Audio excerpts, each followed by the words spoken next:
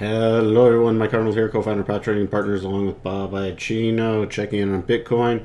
Bitcoin pulling back between the 50 and the 62.5%, just dipping slightly below, but remember we watch everything on the closing basis. That's the most important. So it dipped a little below, but it closed up here. So this was a super aggressive entry. You can see it's still having trouble getting above the rotation zone. We have a triangle forming right now, and a lot of people are going to be watching that to see which way it breaks out. If it breaks down below the lower part of the triangle, about 6,200 right now, then we'll watch for a retest of the most recent lows. We've also updated the GAN levels down there, so that'd be a retest of about the 6,000 level. If it breaks up, we're going to be watching for the 6,500, and then the next major area is about 6,630. Let me show you on the daily chart.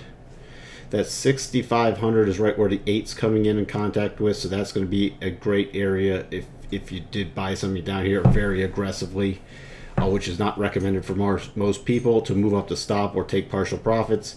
And then you have that 6631 level on a strong rally. Then we're watching for the top of the rotation zone, which is coming right in now at the 37.5% retracement. Now, if this does not hold and goes lower, here are the updated levels. I updated the long-term levels also. 5865, then your cluster of 5696 to 5722, so essentially 5700 right in the middle of that.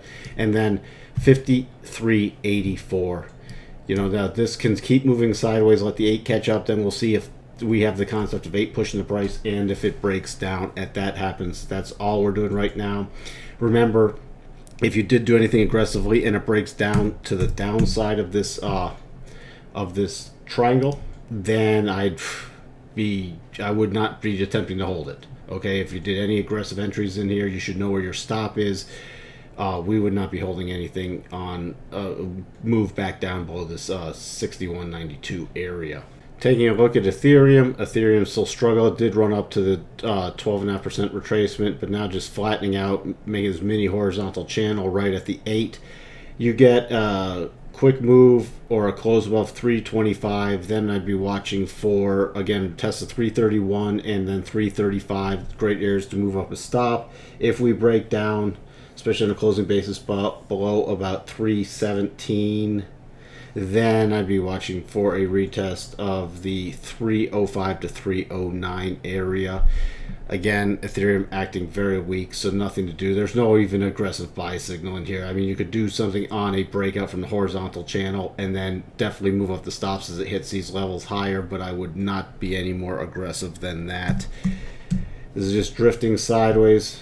You can see here the 8's a long way off, so we could easily retrace and still be in very bearish mode. And the next level up, you can see the little shelf here, which is prior support becoming resistance, right where the 8 is, just below the 25% retracement. So that level right now is about 354. I'd be really keying off, so many people key off round numbers in here, and that's going to come in contact. I'd be keying off of 350. So if you did do something very aggressively to buy something, at least take partial profits, or definitely move up your stop by 350 at the latest. We had this little mini divergence, very small divergence, lower low in price, higher low in RSI. That doesn't mean we have to bounce back. That means we can go into consolidation and just wait until the 8 catches up, which is generally what happens. Like here's a good consolidation. There's not a recovery here.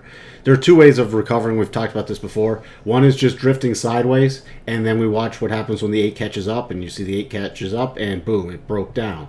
The other is a recovery move. What would a recovery move look like? Well, let's go back here. See, it sold off here. This is a recovery move. It didn't drift sideways. It actually ran up to the other side of the rotation zone, and then proceeded to eventually sell off again. This is another recovery move.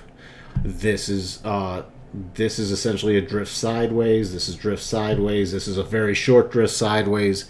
So those are the two major things we're watching for. So either we're going to watch it drift sideways, or we'll break out that horizontal channel I mentioned here, and that's why we're focused on the other side of the rotation zone. That's what we have for you on Ethereum and Bitcoin, and we'll talk to everyone soon. Bye for now.